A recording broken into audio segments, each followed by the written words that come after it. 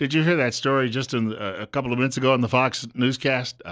Justin Trudeau, the socialist prime minister of Canada, meeting with his fellow traveler at the White House, Barack Obama, and they're having a discussion, a summit, if you will, on methane emissions. This will be the first summit that goes down in history known as the Silent Summit because the two leaders will not be able to speak. The flatulence, I'll tell you what, if you're in the Washington area today, you better have a gas mask on. It's 9:07. Bill Colley, well, it's not really, it's a zero. So it's 7 minutes after 9 o'clock. Bill Colley with you on Top Story, 53 right now. Want to thank you for joining me this morning. If you'd like to reach our program, drop me an email at bill.colley@townsquaremedia.com or give us a telephone call, 736-0300. That number once more, 736-0300. We go back to the telephones. You're up next. You're on the air. Bill, before the break, you were talking about the immigration deal, and my big question that I never hear anyone talk about is it's a vicious cycle. They get these low wage workers because nobody else. That's the argument. Nobody else is willing to do this. But what they don't understand is you mentioned Pedro and Escobar are willing to do it, but they also have 5 kids in the process, and those kids don't grow up and take Pedro and Escobar's jobs when they get older. They go to our public education system and they go on to either better jobs or no jobs. And we pay for it. So it takes another either illegal or visa immigrant to replace Pedro and Escobar, and they have 5 more kids. It's not like their children are growing up to take their jobs. So it's always going to be a vicious cycle that will never end until something's done about it. Well, I don't know how you motivate. Honestly, I don't know how you motivate kids. Well, I think that I think it would the job market would solve it if they cut off all these low wage workers at the border. Then they're going to have to raise wages on some of these low wage jobs. Possibly, that's it. Period. I think they don't even have to. They don't even have to have the government force them to do it. They're just going to have to do it. So the government doesn't need to raise the minimum wage to $15. No, they just need to close the border, and it might balance itself out. So. Hey, thank you. Paid for a spot by Donald Trump's campaign. No, just joking, but I do want to talk a little bit about Trump because he's touching on all of these nerves, which is why friends of mine around the country who are Trump fans, though, are really angry at Idaho right now. Well, I'm sorry. I voted for Ted Cruz, and apparently I wasn't alone. 74% of registered Republicans in Idaho showed up to vote on primary day. Folks, that's better than most election days. 74% of Idaho's registered Republicans showed up. What is the figure? What is there? 1.4 million people living in the state?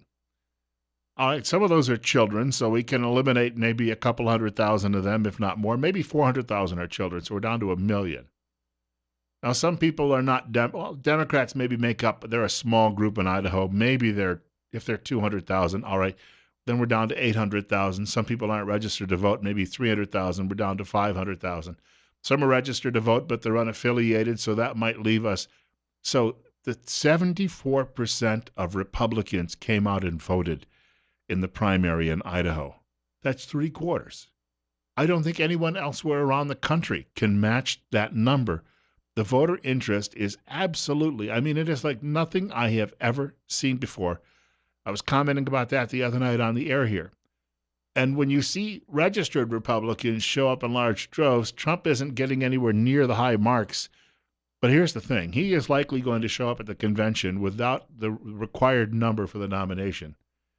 If the establishment thinks at that point that they are then going to take it away from him, they are going to break their own party. And they will turn that election over to Bernie or Hillary or Joe Biden, because Hillary's likely going to be, fighting her battle against her new residence at Leavenworth instead of the White House. Trump, though, is definitely resonating with people who are fed up with all of this going on in this country at their own expense, so that we can enrich a neighbor while the neighbor tells us, yeah, but it's good for you too. Well, wait a minute here. And then they tell you, well, maybe you just made the wrong choices in life. I didn't, because I'm doing well. That's their rationale in all of this, because they've rigged and they've gamed the system. Ben Carson writing today. Of all people, Ben Carson, the calmest guy in the Republican field who dropped out last week, He says, cuddle or dump, how down-ticket Republicans can handle a Trump nomination. He said, all of those people whining, mostly conservatives, that Trump is going to hurt senators and congressmen and other people. Republicans dominate most elective offices around the country. They hold, 31 governorships now? And, you got a couple of independent governors, so Democrats hold few. They hold most state legislatures. They hold most county governments now around the country. So he's saying, no, I don't think Trump's going to hurt people. He said so much more than the White House is at stake. With such a polarizing figure at the top of the ticket, the political ramifications are not as easy to decipher. Let's walk through some options. Many voters will be turning out for the first time because of Trump. If you're a candidate in a heavily Democratic district or need a boost to tip the scales in your favor, it may not make political sense to shun the presidential nominee. In other words, he's saying Trump may help out a lot of people. There's an electoral map that went up yesterday, primary map, that I happened to see while I was reading a couple of stories on Real Clear Politics, and it showed the Democrat primaries.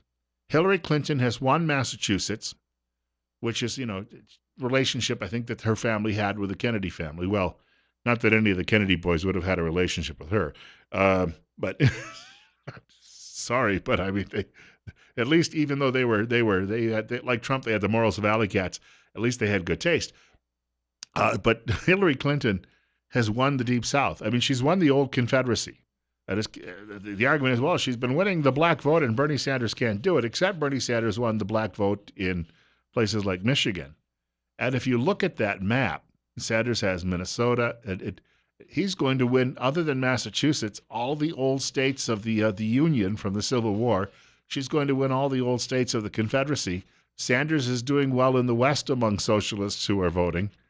So if you stop and think about it, she's just a regional candidate. And if Trump is enjoying a lot of that crossover appeal from blue-collar Democrats, if she's the nominee, she's toast. She's done. She's done for. And even if Sanders is the nominee, a lot of those people can't, the old labor Democrats like my dad who switched over and jumped on the bandwagon with Ronald Reagan, I'll tell you what, they had no problem doing that because Reagan spoke their language. They believed in fairness in the workplace. They didn't like somebody taking their job or being told that, that they were substandard, so therefore the job had to go overseas. But they were also patriotic Americans. And a lot of these people who would have a choice if it was Sanders instead of Hillary Clinton, let's say in a general election, they'll go with Trump because they're still patriots. Sanders is anything but. And so I wanted to share that little bit of wisdom from Ben Carson, who is, I think, considered to be a very bright guy, share a wee bit of that this morning. And so we do have an analysis out today, a study by the Washington Times, which says Trump will not have the votes. Their belief is he will be about 74 delegates short when he gets to the convention in Cleveland. But once again, if they think they're going to take it away from him, because Cruz may only end up with 636, he will be 601 short. And then, let's face it, Rubio is likely withdrawing at a news conference 3 o'clock our time this afternoon, and Kasich will not be far behind, maybe sometime next week. So, therefore, it's just down to Cruz and Trump. And, of course, the old guard doesn't like either one of them. And if they think they're going to take away, they're going to ignore the delegates that these two men, nearly 1,800 delegates that they've wrapped up on their own, in order to hand it over to Rubio or Jeb. I'll tell you what, there will be riots in the street of this country. And they will not. They don't know what they're messing with at this point. 9:15. Bill Colley with you on Top Story on News Radio 1310, KLIX, and NewsRadio1310.com. Meanwhile, the late night comics all think, of course, that they represent America with their liberal Cabernet-sipping, coke-snorting ways. They're having fun at Trump's expense last night. Trump had a big night last night, Michigan, Mississippi. He won. Did you see this? Last night after his victories, Donald Trump held a press conference in Florida, and he proudly displayed Trump water bottles, Trump wine, and Trump steaks. Held them all up. Yeah. Trump also announced his running mate, the ShamWow guy. Last night, his victory speech somehow ended up with a Secret Service agent guarding a table of wine and steak.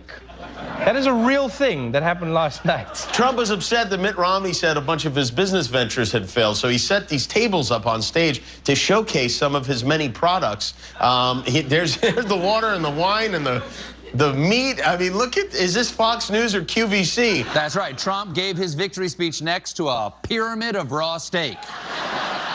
He was either trying to prove Mitt wrong or introducing his new running mate, Trump Pile of Meat 2016. Good luck telling them apart. We liberals are funny.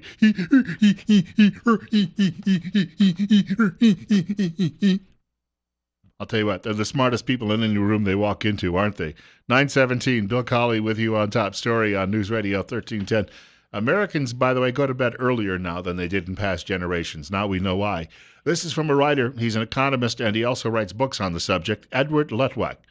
Wall Street Journal today, suffering from Trump phobia, he says, get over it. Unlike the fear of Islam, which is a rational response to Islamist violence across the world, the fear of Donald Trump really is a phobia. And he said there is a precedent. Well, he's actually citing something Rush Limbaugh mentioned yesterday. In 1980, we heard that Ronald Reagan was a member of the John Birch Society, whose essential creed was better read than or dead than red, therefore rejecting mutual assured destruction, and that he was going to start World War III. And even people in the Republican Party were saying, oh, Ronald Reagan is dangerous. No. It's all a bunch of knuckle-dragging, bigoted rednecks who are voting for him. We can't have that. Mr. Trump, he writes, his lack of good manners may be disconcerting, but as president, his policies are unlikely to deviate from standard conservative norms. He would only disappoint those who believe that the U.S. should send troops to Syria to somehow end the civil war, or send troops to Libya to disarm militias, or to send troops back to Iraq or Afghanistan. He says President Trump would do none of the above. He will send troops home from Afghanistan and Iraq, while refusing to intervene in Libya or Syria or anywhere else in the Muslim world where U.S. troops are invariably attacked by those they are seeking to protect. Real conservatives want to conserve blood and treasure, not expend them lavishly to pursue ambitious political schemes. As for trade, yes, Trump has called for tariffs against China and Mexico. Most economists now agree that wage stagnation in the U.S. and other advanced countries is caused by imports from China. Gosh, no slop, Sherlock. And then he goes on to say, in other newly industrialized countries, tariffs are unlikely, but one should expect vigorous anti-dumping measures instead of allowing entire industries to be submerged. So this is a guy who says, look, he's nowhere near as dangerous as he's being made out to be. And as far as all of those digs about his businesses, and this one didn't work and that one didn't work, you know, one thing about people who make lots of money in America, they have lots of ideas and they take lots of risks, and sometimes they lose their shirts. Some of your richest people have lost and made fortunes multiple times. That's how they do it. So to sit here and say, well, this went bankrupt and that went bankrupt, well, you know what? Look at that list of some of the wealthiest people in the country, other than those, those computer nerds who made a lot of money off new software and machines in the last 20 years. But that's an entirely different animal. And even some of them eventually will take some risky ventures and lose their shirts. But then they'll come up with another great idea. Bill Colley with you on Top Story this morning on News Radio 1310, KLIX, and NewsRadio1310.com. The writer mentioned the war with Islam. Got a couple of thoughts on that coming up, too.